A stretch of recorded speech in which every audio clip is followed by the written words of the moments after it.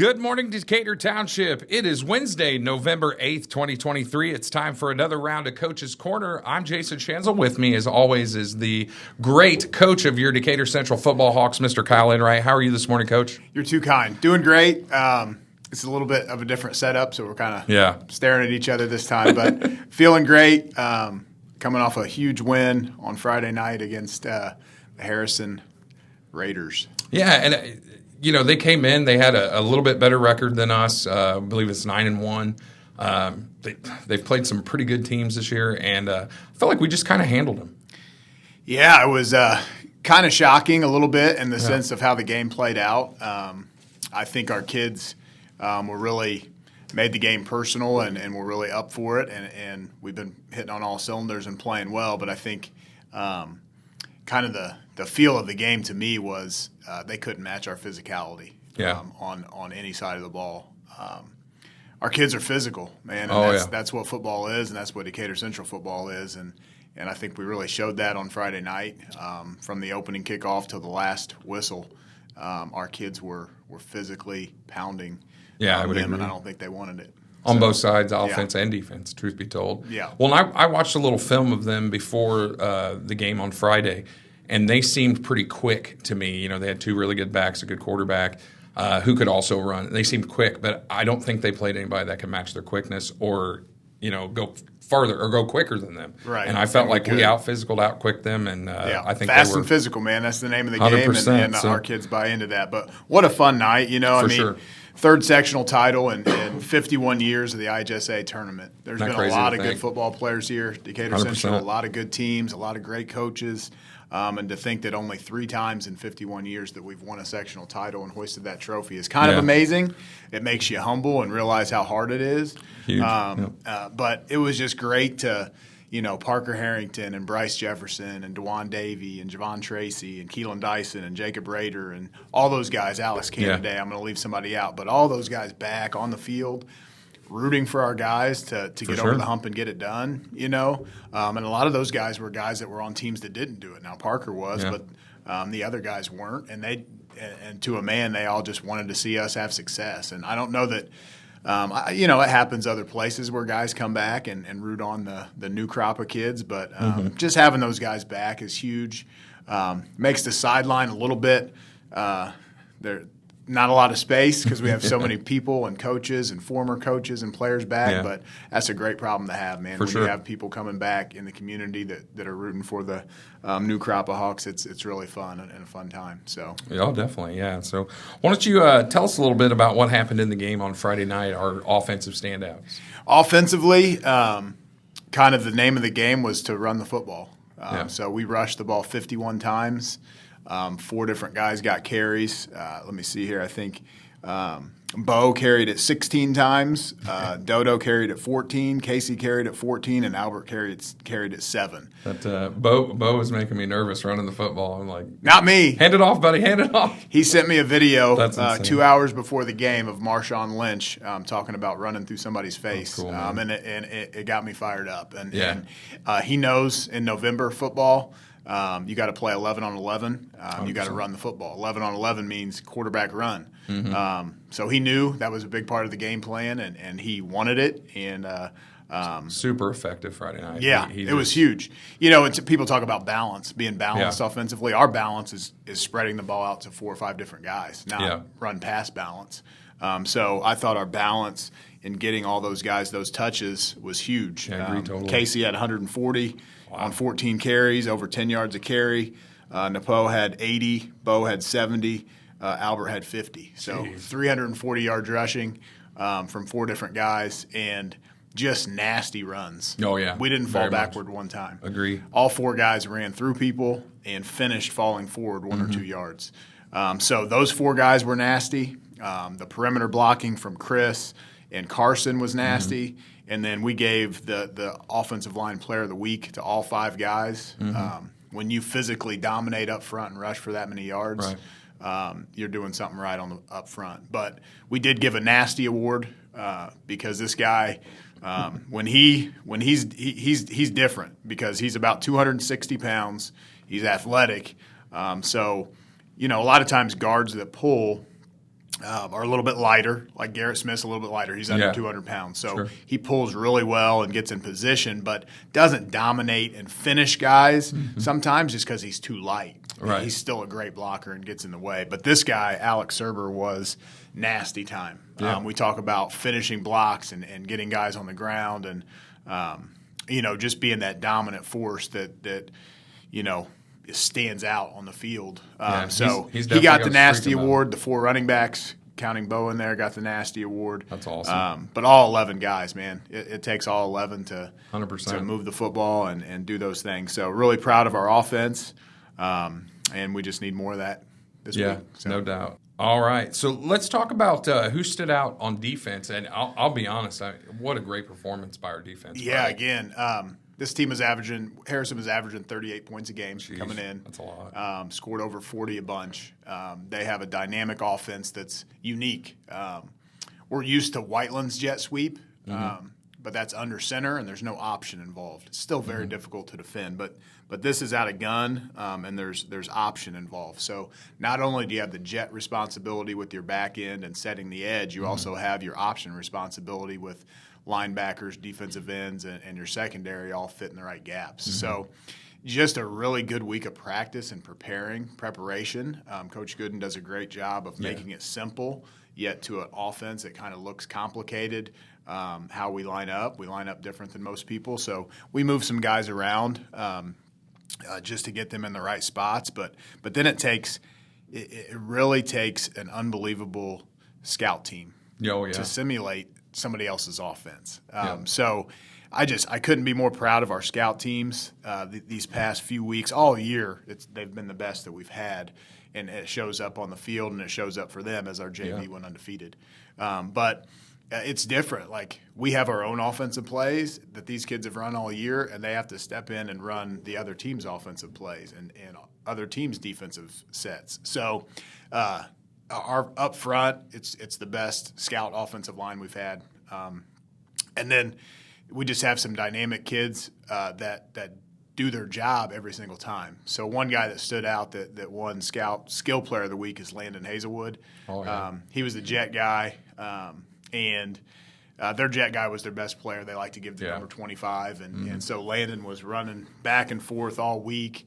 It just made some unbelievable plays. He may have made more plays in practice than number 25 did against us. So I thought he looked a little extra tired last week. Yeah, no doubt. So just really proud of our scout teams and simulating Harrison's offense because it's tough. And then just proud of our kids for locking in and doing their job. We talk about sometimes those offenses want your eyes to wander. They want your linebackers to chase the jet, and then they'll hit you up the middle. They want your secondary to get out of position, and they'll hit counter back. So everybody's got to play their job and not try to be Superman and do someone else's job. And we really did that. Our kids take pride in that and doing their job and knowing what they're supposed to do. But another guy that stood out, all 11 played unbelievable, but Aaron Davis continues to get better and better. He stuffed the middle. Early in the season, he was moving really well. Now he's moving people along with himself. So just getting in the backfield and moving people was huge, and then letting our linebackers eat and clean up. Steve-O had 12 tackles. Albert had 8. So, just continue to do your job and do it physically and do it fast. I think our kids are locked in on that, and I'm really proud of them. Yeah, and, you were talking about the jet sweep. I can only think of maybe 3 times. They scored the touchdown early. They did. Where we let somebody get outside. Our linebackers flowing, our defensive ends staying in their position and keeping their hands free outside. It was just beautiful to watch. It was. It's really beautiful football. If you love defense and you love gap fits and you love option 100%. Responsibility and that offense is tough. I'm just telling you, and our kids played really, really well. How many times did Michael Campbell tackle the pitch man 10 yards back? 4 tackles for loss. At least 4 tackles for loss. Just absolutely fantastic. So Michael had a great game. Yeah. So, folks, we're going to take a quick break. We're going to talk to 3 standout defensive players. They also play on offense, too, some of them. And we'll get a few questions in for those guys, and then we'll come back and preview the Whiteland game that's going to happen this Friday. So we'll be back in a few All right, folks, we are back here with our guests that we normally have each week. We've got some return guests this week. Senior linebacker and fullback Halbert Aguirre, number 35. Stephen Oyatayo, senior linebacker, number 34. And Breydon Lafollette, senior safety and wide receiver, number 8. Kind of the, I would call you the Swiss Army knife, I feel like. You and Bryson Bonaway kind of do it all, man. Returning punts and playing all over. So glad to have you guys, man. We're excited. You guys have been playing lights out for what, about 7 weeks now, 8 weeks now. We haven't lost a game. So, and I'll be honest, in my personal opinion, thanks to you guys a lot. You're a very big reason for that. So we're going to ask these guys some questions, and let's see how you handle these. You ready? All right. So I'll start with you, Halbert. Tell us where your family's originally from and how long you guys have lived in Decatur Township. All right. So my mom is from El Salvador, and my dad is from Mexico. I was born in California, so we moved here when I was going into 2nd grade. All right. Cool. How about you, Steven? Me and my parents were from Nigeria. Okay. And I didn't move to America like 2018, and I moved to Indiana like 2020 during COVID. Man, so you have not been in the States very long at all. Not too long. You seem like you have been, though, and you figured it out pretty quickly. You got to sometimes. Yep. How about you, Bredo? I've always lived in Indiana, born and raised, so nothing cool for me. Nothing too cool. He's just a native Hoosier, no biggie. All right. So I love that. That's my favorite thing about this school, man, is there's so much diversity at our school. Like, I would put it up against any other school. I feel like we're the most diverse school in the state. I think Mr. Packard yesterday said we have like 85 different countries represented in our school. I mean, that's insane. Awesome. Like, I had never guessed that. So, all right. So, Bredo, what are you most proud of in your life thus far? I don't know. Really, just I don't know. I'm proud. I'm proud when I make my family proud. Yeah, that's a great answer. I agree. All right, how about you, Steve? I'm more proud of like the way I took my attitude because as growing up, I was really the best kid, and I just grew up and just be better and do better, and I'm proud of that because I changed a lot. I think that's called maturity, man. That's good. How about you, Albert? Mine was definitely the ACL recovery. Being back or just missing a whole season last year takes a toll on everyone. So, but definitely coming back from the ACL. Yeah. All right, I'm going to do it a little weird here. I'll start with you, Steven. What's the best concert that you've ever been to? To be honest with you, I've never been to one. Never been to a concert. We gotta remedy that. We gotta solve that problem. There's something about it. Like, I already have a concert in my room, and being around the whole. All right. So what's the best music in your room you've ever heard? How about that? It's a lot. A lot. Oh. Wonder Boy. All right. You know what I'm saying? All right, Breydon. What's the best concert you've ever been to? I've been to a couple. I've never been to like a rap concert yet, but I've been to a couple country concerts. I don't really like them though. So bad question for you. All right, how about you, Albert? What's I the also best? haven't been. Same. There. All right. So what I've heard is Coach Enright needs to take the football team to a good concert. That would be nice. That sounds dope. All right, Albert, are you claustrophobic? Not really. Not really. He goes, but sometimes I get nervous. A little bit. All right, how about you, Steven? Oh, yeah, I am. It really depends. Like, but I am. If I feel like I'm trapped, I panic a lot. Yep. A lot. Breydon, are you claustrophobic, man? 100%. I can't do tight spaces. Like you hopped on a fumble and the entire field jumped on you. You'd be a little like, get out. I get it, and I start trying to just stand up. I'll admit it. Like I have a little claustrophobia, but it takes a lot. Like I got to be like in a cave in a really tight spot, and I'm like, okay, I'm a little nervous here. Yeah. But all right, so let's start with Bredo. If you could trade lives with one celebrity, who would it be and why? Probably like Drake. I don't know why, but just because I feel like he's just. So I feel like if I was gonna be a celebrity, I'd rather be a celebrity that's like known, like the world, like globally. So that's true. That definitely fits him, man. How about you, Steven? I'm gonna go with Gordon Ramsay because he can cook, and I like food. So like, I can cook whatever I'm not I want. Did not expect that. So Gordon Ramsay. Well done. I appreciate that one. Go ahead. Probably The Rock. Oh, Dwayne Johnson. I mean, you look like him too. You look like him last year. I kind of fit. Yeah, just like him. Halbert Aguirre, future Dwayne Johnson stunt double. All right. I actually dressed up as him. See, he's already practicing it. All right. Let's start with you, Steve-O. Yeah. Have you ever farted in class, and did you own up to it or blame someone else? I fought in class multiple times, and like you know the number one rule: you fought in class, you never tell anybody you fought in class. You gotta blame somebody else. You gotta blame somebody else. So. Yeah. All right, fair enough. How about you, Albert? Yeah, I've definitely done it before. But you gotta hit the look around. You're like, who fought it? Yeah, you gotta be like, who did that, and then just blame it on someone else. How about you, Breydon? Breydon's everybody's guilty. Like, I'll be honest, I'm guilty. Oh yeah. Crop Sometimes dusted. it just slips I out. try to Crop dusted some students. I like drop my book. Or something. All right.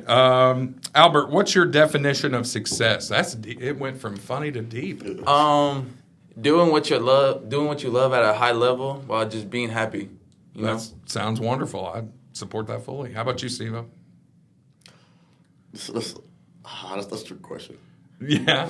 I feel like success is just something you do, like very good, and you, like I'm about to say, like excel in it, and you happy doing it. That's success to me, you know. Yeah. Sure. Kind of same for me. Just like if you like success, but you gotta enjoy doing it. Yeah, for sure. Gotta be fun. Well, they always say if you enjoy your work, you never work a day in your life. So that's a big deal. I couldn't agree more with you guys. I feel like it's exactly the same. Breydon, what's one thing you would change about yourself and why? Definitely like just I don't know. That's a deep and the question. But you could say nothing, and that could be perfectly fine. I guess just like I wish I could be able to just like pay attention to stuff more. Like I feel like I zone out a lot, you know. Okay. I wish I could be able to just lock in. That's a real thing. I can relate to you big time, man. How about you, Steve-O? That's a lot, but I just wish I had exquisite taste in like music. Cause my music taste I wish I had exquisite taste in music. That's it. Cause I don't like rap music. I need to change that. Hey, I need man. to spice it up. Yeah, I was gonna say you're more than what you can. Especially in 2023, you can find any kind of music anywhere. So exquisite taste in music. That's all right. what I don't change. How about you, Albert? Probably the way I react to certain things. Like definitely could have. Yeah. Definitely working on it. All right. See, that's the nice part, though, man. Like you said, we just talked before you guys went on. You're 17. You got a long way to go. Yeah. You got plenty of opportunity to change and, figure those things out. Albert, where do you see yourself in 5 years? Hopefully, what's it called? Graduate school for PT. All right. We got a future physical therapist. Hey. How about you, Steve?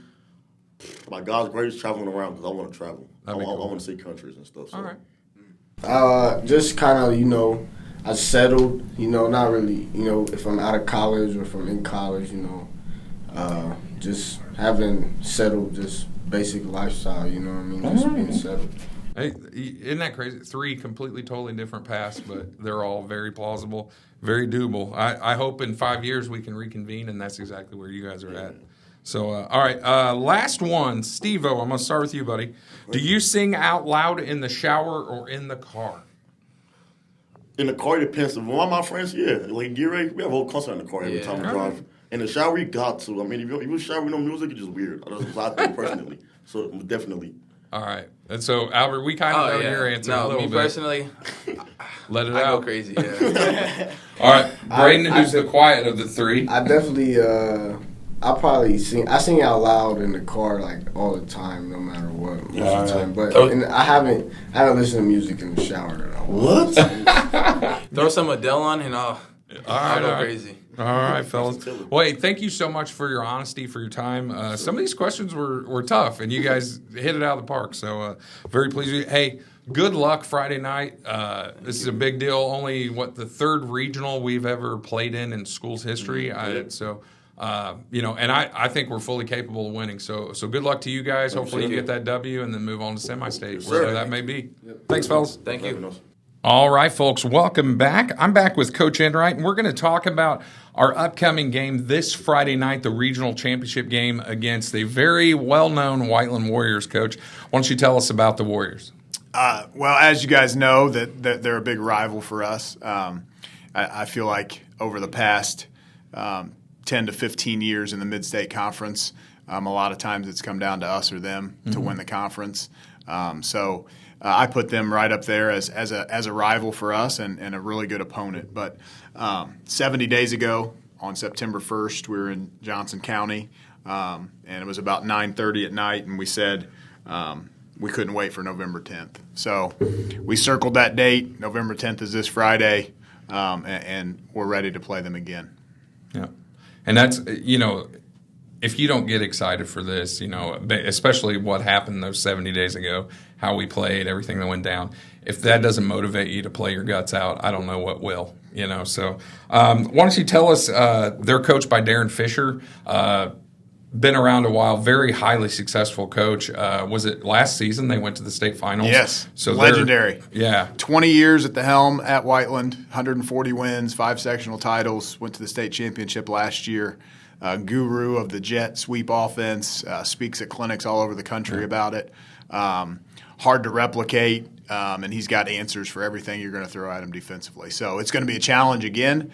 I don't know, it's been a long time since we've played 2 jet sweep teams in a row. Yeah. And that's a good thing, I think, for us, for our kids, because we just prepared for it and saw it. And this offers a couple of different unique challenges as well, but their running back, Slate Valentine, what a name, sounds like a movie star. But Slate is a stud. He's got 550 yards and 7 touchdowns in the last 2 games. Jeez.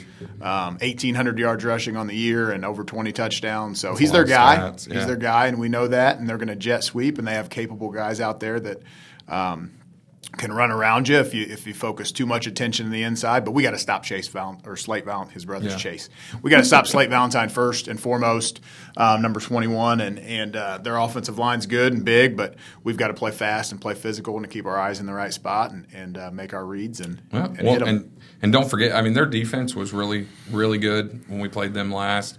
Yeah, they make you play. They do. You have to beat them. Coach Enright had a couple bad calls. We put the ball on the ground a couple times last time we played them. So, but they're tough. They've got 3 defensive linemen that all can move and are big. They've got a linebacker in Jordan Palmer who started last year as a freshman and had over 100 tackles as a freshman, and he's on the same pace this year. A really good linebacker, number 2. And then they've got secondary guys that can run, and they're going to keep things in front of them and not give up any big plays. So we can't put the ball on the turf just like any game. Can't turn it over. Got to protect the football. But at the end of the day, we got to play fast and we got to play more physical than them. Well, and I've made this statement in the past. When we play clean football, we're as good as anybody in 5A. I mean, I truly believe that. When we play, mistake-free football, I mean, there's virtually nobody that can beat us in 5A. So I'm excited to see that. We turned it up yesterday in practice. Best practice we've had That's all year. Awesome. So I don't know if that'll translate to Friday, but I told the scout team I don't know if I'd rather play you guys or Whiteland on Friday because that was legit. Our scout defense got after it, which in turn made our offense pick up their intensity. Right, so it was awesome. Yeah, and you love to see that going into most important game of the season. Of course, at this point, every game is the most important. But so Friday night here at Decatur Central High School, DeVere Fair Stadium, it's pajama night. Pajama night. So it's just like going shopping at Walmart at midnight. Wear your pajamas. Going for our 2nd regional title in school history. That's a huge deal. Huge deal. So at home against a rival, I mean, what more can I say, Coach? Going to be fun, man. 50 degrees at kickoff, it'll be 45 by the end of the night, no rain, 5-mile-per-hour wind, which is minimal. So get out there, be a great fall night to watch the Hawks try to win their 2nd regional in school history. Hey, and we talked about, we had a lot of alumni come to the last game. If you're out there and you're free Friday night, come on out. You will not be disappointed. I guarantee it. These kids get hype when they see those guys come back. For sure. So we'll see you then. Thanks so much for joining us today, and we'll see you next Wednesday, Lord willing. Go Hawks. Go Hawks.